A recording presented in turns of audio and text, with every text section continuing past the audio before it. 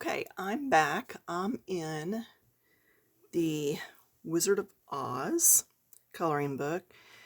Now, this is the one that's illustrated by Charles Santor. Anyway, all right. At the time of this purchase, it was available on Amazon.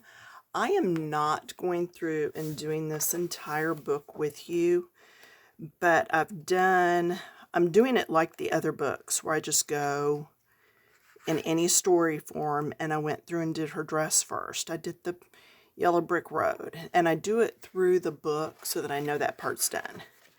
This green, I used 4 greens and I think a yellow for this background. So just play with these books, have fun with them.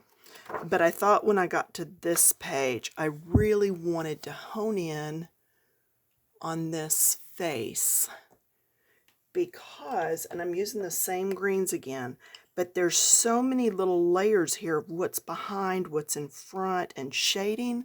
I thought maybe it would be helpful to someone. I am still using my Crayola pencils. I am using Fern and Granny Smith Apple, Green, and Pine Green. So I'm going to say them one more time, and if you don't catch it, you can pause if you're wanting to color along. So Fern,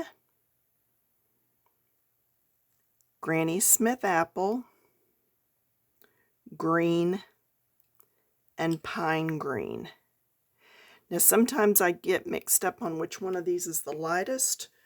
So in that case, I am going to grab my swatches real quick and look and see.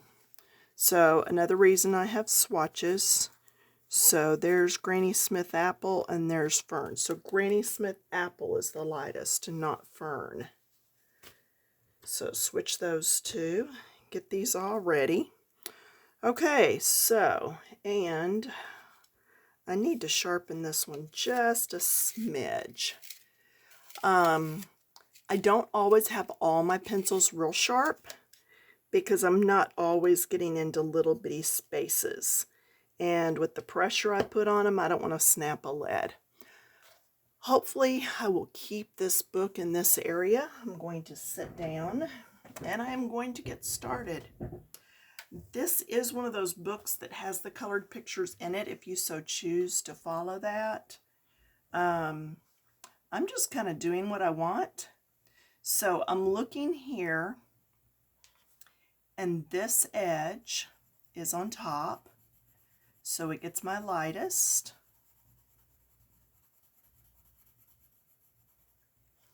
Then my second shade is going to be from here over and on this corner, because that's where the artist put some shading. Anytime your artist does the shading for you, like in this one, it's going to make things a little bit easier. But they don't always do where I think it should be either, so sometimes that's a problem. Then, you know, this is my third shade, and I think I'm going to leave out the third and fourth. I'll put the third one just over here at the edge.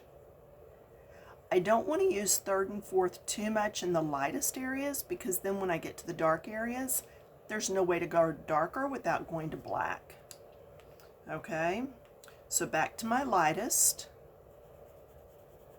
There's the lightest. Now you see how I left a little bit of white there? That's on purpose. Let's go over to this area. This is on top. If I can see the corner sticking out there, then it's probably on top. And I'm not going to do this whole thing, but I'm going to do enough of it that you can get some feel for what I'm doing. So things that you know are on top.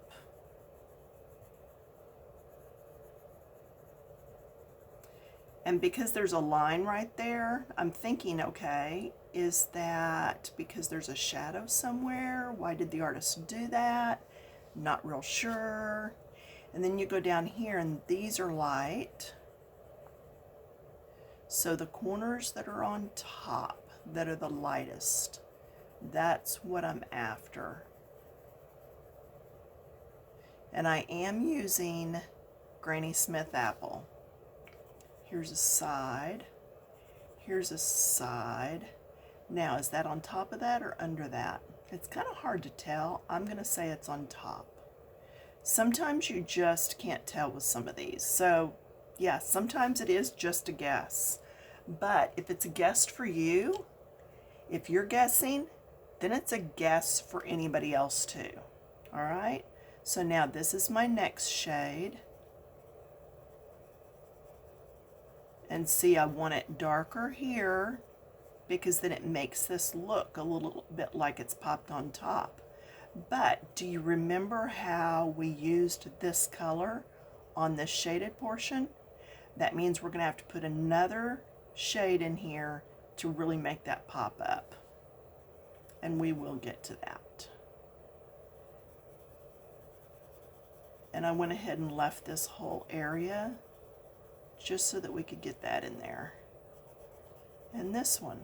So at this point, these two greens, they are a lot alike. So now when I go, that was fern.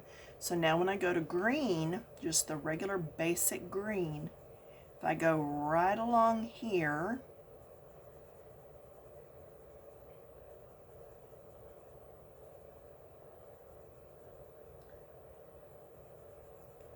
just coming out slightly. Do you see how it popped this up and this up? I'm also going to go through here and across here. So I am by no means going to do this whole thing, but I just want to show you some of this. The other thing I can do is I can come in with my pine green and do right down here in this triangle. That'll really push that back in there. And the same thing over here. And then I'll do it again right here on this edge. Now I'm going to come back with my lightest of my 4 shades, my Granny Smith apple, and I'm going to blend all this.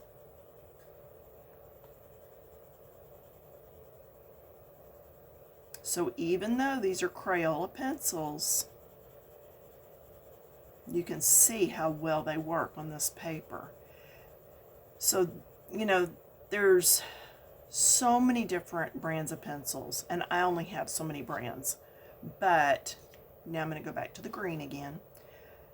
You could say that it's not always the pencil that matters so much as the paper you're on. I've used my polychromos on some of the papers, now to the pine green, and not been able to do much of anything with them. All right, but then back to my original green to blend. Then if I go to some of my cheaper pencils, they work wonderful. So I think a lot of times it's not so much the pencils as a lot of times it's actually the paper. Now I'm going to go to the regular green because I do want to show you some of this dark area. So if I come in here with this regular green and I just get all this in there. Now there is a line right here. So I'm going to just leave a little space right there so I remember that that line is there.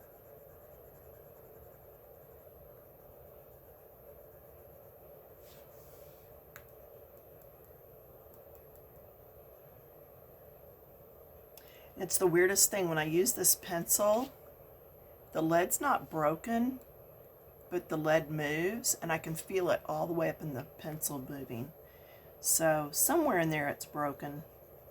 Maybe it got dropped one too many times in transit, because you know the pencils do get dropped when they're shipping and everything else, you know, to get to the stores. Okay, so there's that. Now then I can come in with my darkest, and I'm going to do that line and blend into the other one. That popped this up on top of this one. So this little area now is on top of this area. And it's because I put that dark in there. Okay, and then I can still go dark around here if I want to. Does that make sense? Okay, let's look at this right here. I'm going to go in with my second color, which is Fern, and I'm going to do it all. Okay, and when you color like this, you don't have to be as neat, but I want to make sure all of this is colored. I'm not using the lightest shade because I need that for these light areas. If I use the lightest shade in here also, then I have nothing lighter to use when I get to this. So as you're coloring, if you're limited to just a few colors, make sure that you're not using your lightest in a dark area where you then can go no lighter. Make sure that you're really thinking through what you're using where. And I'm just going to do that much, okay? Then I'm going to come in with green, and I'm going to start going under the flaps, okay? So like, let's just look at this one right here. This is on top, so this is under, and I'm not using my darkest green because I need it for here. Okay.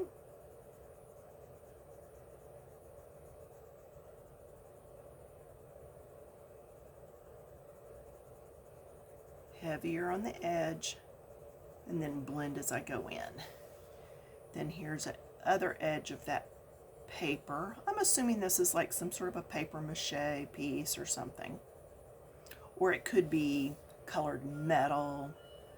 I haven't read the book in a while to know if it actually tells you what that is or not. So, then I'm going to go up through here and then get lighter as I come out. See how that just popped this edge up? And doing along here, pop this edge up. Now, I'm going to go along here so that this looks like it is recessed back in there. And going around his finger, we'll push his finger up to the front also. Okay, this edge is on top of this, so I'm going to go right beside it so it pops it up a little. Okay, same thing here. You have to look and see which one's on top, which one's on bottom. And then from there, you can figure all those edges out.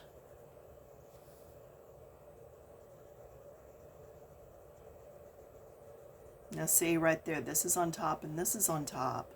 So I had to go darker right down through that middle. And looking, this is on top of this. So I go on this side of the line. So what you're trying to do is see which side of the line do you go on. Which is on top, which is on bottom.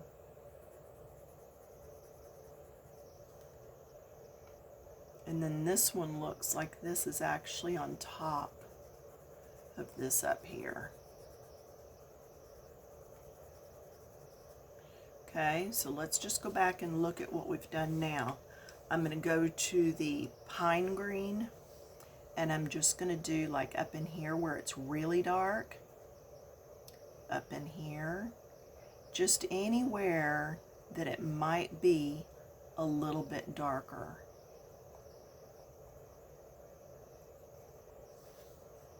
And then these edges,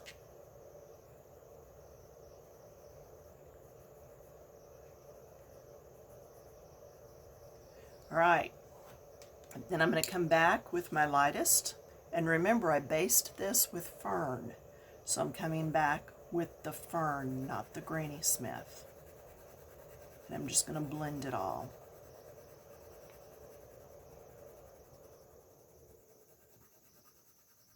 Just blend that all in there. I can even go over this. That's fine.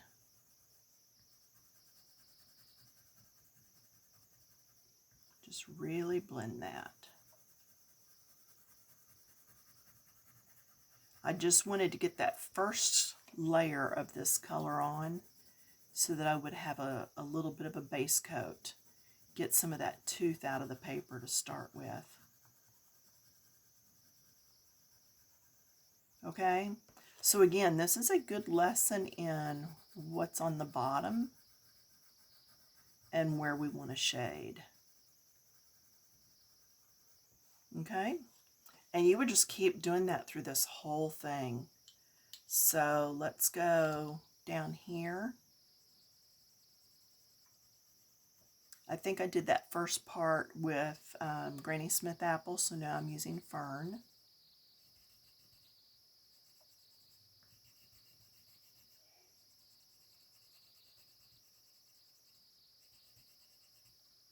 Just doing the areas that are light, but not the lightest.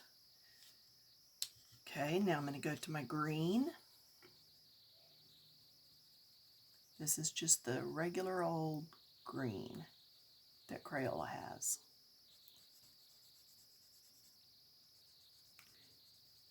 And I'll get lighter as I go out. Yeah, normally I would have done those too also before I started with the darker shade. But I wanted to show you what these look like in here.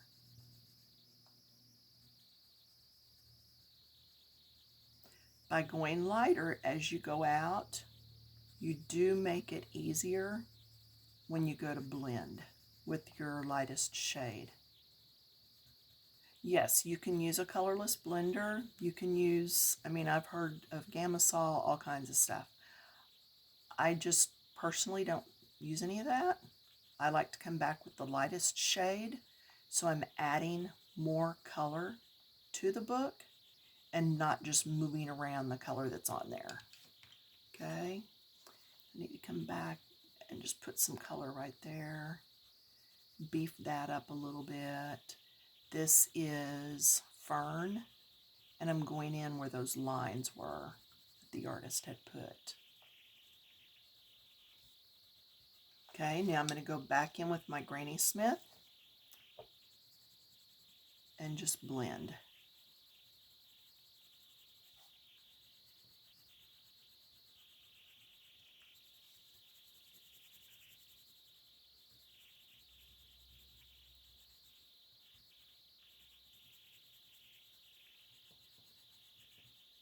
There we go. Okay, and again, just keep going till you get the whole face done. How are we on time? Okay. Ooh, I did slide over some, but it looks like I kept you in. Maybe I just slid, I don't know. Anyway, so basically it's just keep on doing that. Anywhere where it's the medium shade or got the lines already on it, I'm going to use my second shade. Anywhere where it's the lightest, I'm going to use my lightest shade. And then I'll come in with my lightest and blend everything out later. So go in there and get your colors in. And like I said, even though the artist has lines in some of the different places than where I would have put them, I'm still looking at what's on top and what's underneath. Okay.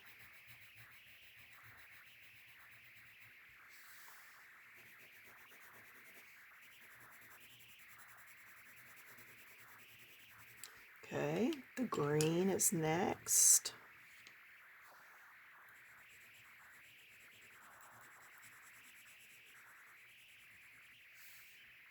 That's on top.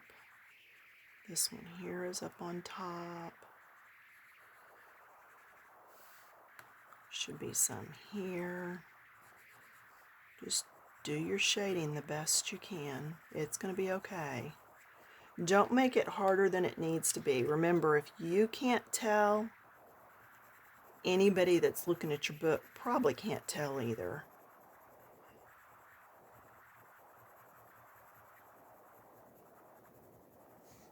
There we go. How's that look? That's not bad. Okay. Normally after I do a video, I go back and I'll color it some more on my own. but we'll see. Okay, then the lightest parts, I've got that Granny Smith apple.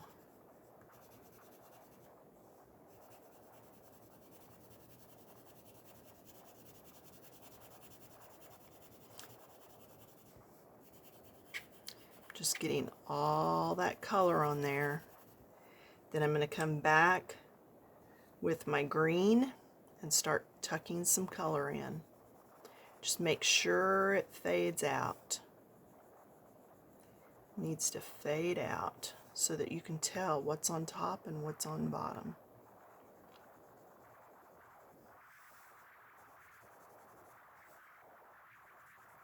And again, if you can't tell, that's okay. Just pick one.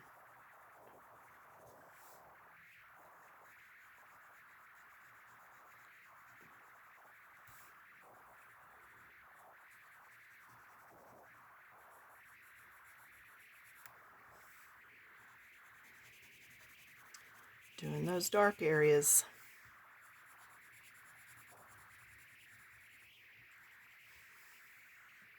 Okay, then I'll come in with the pine and really get the darkest.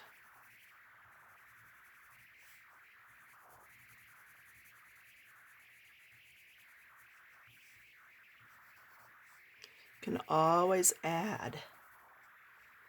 Okay, it's kind of hard to take away. You can erase, but by then you might have already pushed a good amount of the tooth of the paper out. And I will probably actually, I was going to say come in here with black on this, but this green, this is the pine green, the darkest one. That green over the top of their black actually lets it already look like a darker shade. So, and then this right here, I'm going to go ahead and just use the lighter shade.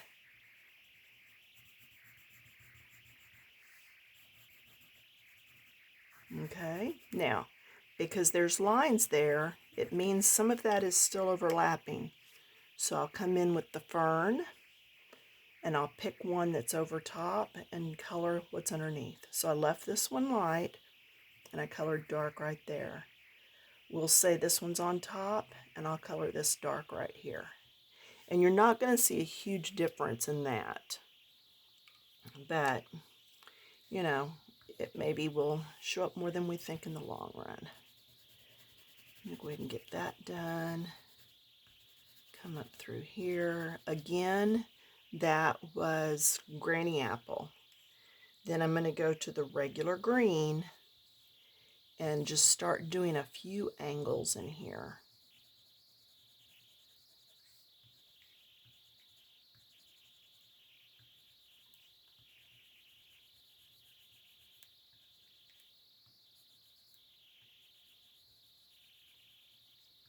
Okay, just play with it. But now you can see how it's getting to look like it's got a little more depth to it. And this one looks like it's underneath. So then tells me I want to do the second green there. And here. The second was my fern. Okay, so that's it for this video. It's enough to keep you going. But look for those lines, which ones are underneath and which ones are on top, because that's where you're going to see your shadows. Right here on my hand, this hand's on top. Do you see the shadow? Okay. Hand is on top of the page. See the shadow? That's what you're looking for in pictures like this. All right, so that's it. Done for this session. I hope you will be back to see me in another session and see once I pull out, it looks different too. And remember, people aren't going to be right up on top of your books if they look through them. If you're doing pages and you're pulling out and framing them, they're seeing them across the room. It's going to have a total different look too. But anyway, all right, that's it. Thanks for stopping by. Thumbs up, hit the little bell, follow, whatever. Thanks. Talk to you later. Bye.